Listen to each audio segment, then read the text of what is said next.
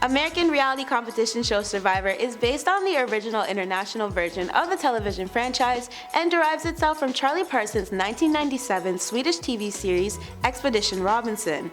The American show made its premiere on May 31, 2002 on the CBS network, hosted by Jeff Probst, who also executively produces the franchise alongside Mark Burnett and OG creator Charlie Parsons.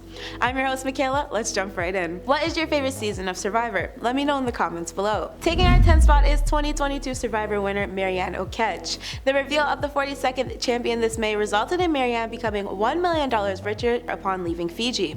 However, as many viewers celebrated her victory, there were a few dissatisfied fans who poured out negativity towards Marianne's hard-earned triumph. According to a Survivor's News fan poll, there were a total of 49.57% of responders who felt that Jonathan Young was the best player of the season.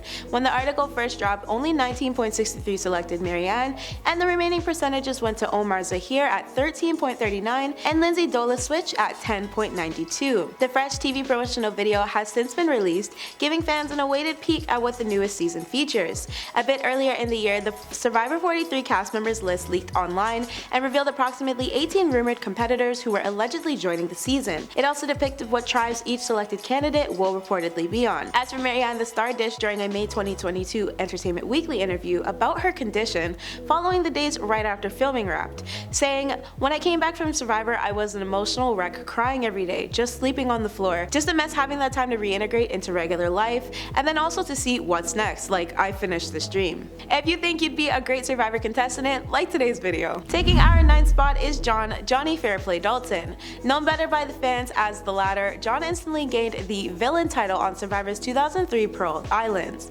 During the show, he and his fellow pal Dan visited a camp as an extension of the reward challenge, but ended up fibbing to their remaining castaways that John's grandmother passed away as a ruse to create sympathy.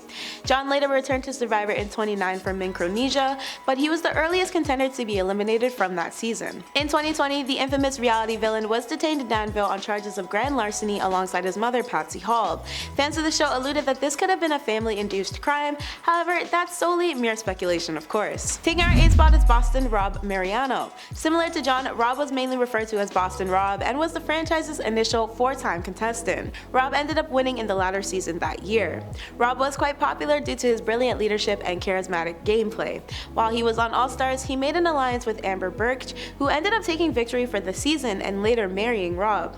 Together, the couple competed on The Amazing Race, and Rob made one final Survivor appearance in 2019 for Island of the Idols. Lately, the accredited reality star has made jokes about Survivor 50, but this is most likely attached to all the other humorous remarks Rob has made in the past on Twitter, especially because of how similar he crafted one of his messages to sound like the one Tom Brady had created earlier that day. Nonetheless, Rob making a future Survivor 50 appearance, should it happen, isn't something that should be ruled out either. Fans are certain, despite Rob's aging, that he will make another successful survival of the anticipated installment. There is a large following of supporters interested in witnessing Rob get back into action, even though he's already made 5 features on the island within his reality television career. Taking our 7th spot is Russell Hantz. Russell is largely regarded as Survivor's most infamous villain. He has a gameplay score of 3 times to date and was the 2009 runner-up of Survivor Samoa. His additional credits include his placing 3rd in 2010 on Heroes vs. Villains and his 2011 elimination of 2nd on Redemption Island. Russell has been described as a ruthless player from the very start, who is further notoriously known for scouting multiple hidden immunity idols without any clues to advance him. Russell's nephew Brandon also competed in 2 separate Survivor seasons, one being South Pacific and the other being Queer Ramon. The former castaway recently opened up about his plan to, quote, fix Survivor in a YouTube video uploaded to his channel. Russell has not shied away from being vocal about the disdain he feels about the changes made to the franchise's game. He even took things as far as referring to the 41st season as horrendous in a video from December 2021. Taking our 6th spot is Spencer Bledsoe. Spencer, who now goes by his middle name Ryman, was reportedly the underdog of the 2014 Survivor season KG On. However, his alliance with Tony Valkos was said to have helped him finish out the season in 4th place, while also molding him into one of the most popular participators of that run. Ryman made his Survivor return the following year in 2015 for Cambodia. For this, he found himself leading through a position of power and resultantly tied scores with runner-up Tasha Fox after Jeremy Collins. Islands. The two-time contender and one-time runner-up was once placed in the history of the greatest elements of the show due to his first season's experiences and infamous beef with Cass. Both Ryman and Cass eventually got voted back into the game by fans during the 31st season, which Spencer placed second for. Continuing the streak, Ryman even participated in 2 popular AMAs on the show's subreddit from early 2021, where he responded to loads of questions regarding his time and life on the franchise. But as most recently reported, Ryman crafted a blog post which spoke on multiple issues society was facing at the time, alongside a slew of topics. Right after this unpremeditated AMA where the issues were addressed arose and led to Ryman facing an extreme amount of backlash from a fanbase who used to steadily favor him. Taking our 5th spot is Rupert Bonum. Known best for his tie-dye style and bushy beard, Rupert also competed on Pearl Islands in 2003, All-Stars in 2004, Heroes vs. Villains in 2010, and Blood vs. Water in 2013. On the latter, Rupert participated alongside his wife Laura. The fan-favorite reality competitor and his wife gave fans an update earlier this year on Rupert's health scare that has been ongoing for the last couple of weeks. Their latest update points to cancer, but has been described as not being severe enough to undergo radiation treatment. Fingers crossed that Rupert has a speedy recovery and heals accordingly. Taking our 4th spot is Russell Swan. Naturally, with 2 competitors owning the same name being introduced to Survivor Samoa, it fairly quickly became the battle of the Russells. At least during the first half of the game it was. Russell Hantz led the Foa tribe, who were being methodically wiped out by Swan's Gula tribe. Swan positioned himself fairly well in the game, however, quickly adapting to a threatening presence, not only on a social and physical level, but also harvesting incredibly strong leadership abilities. Unfortunately, Swan missed his opportunity for greatness when he collapsed from exhaustion during a challenge, resulting in a medical evacuation.